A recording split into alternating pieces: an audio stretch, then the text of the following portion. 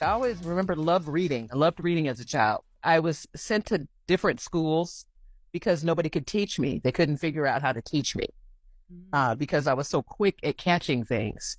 And finally, I rebelled and said, I'm not going to not one more school. Just take me back to where You were I want to go back with my friends. Yeah, just leave me alone, let me be.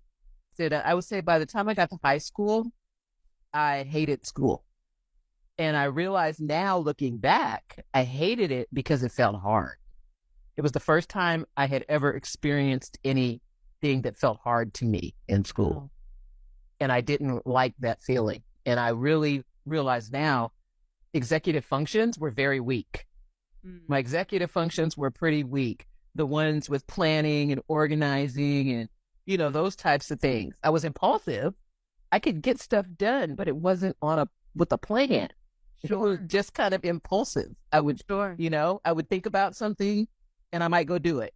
And I don't know, it was just, I didn't know myself. I was like, I was consistently inconsistent. I would say that. Love that phrase.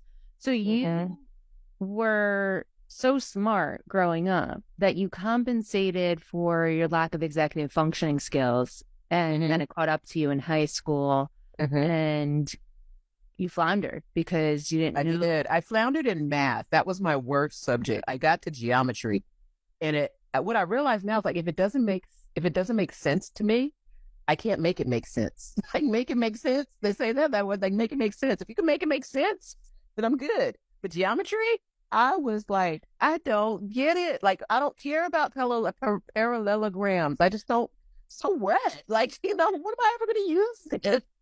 And I just wouldn't do. I just literally squeaked by with a D. It was the first D I'd ever gotten. And I just decided, I never took math again. I never took math again. I managed to get no more math in high school. I still had AP. I did AP classes. I mean, when I think back, I think the first thing was I got taken out of my home school. I got bused. I decided to join what's called the voluntary integration program at the time. And so they bused us to a white school. And that took me out of my element. Sure. That really took me out of my element. And I just decided I didn't want to go to, I just hated school. Didn't care about it. Didn't care about it at all. Why was it a white school? Because that was the school that was identified as having a better curriculum.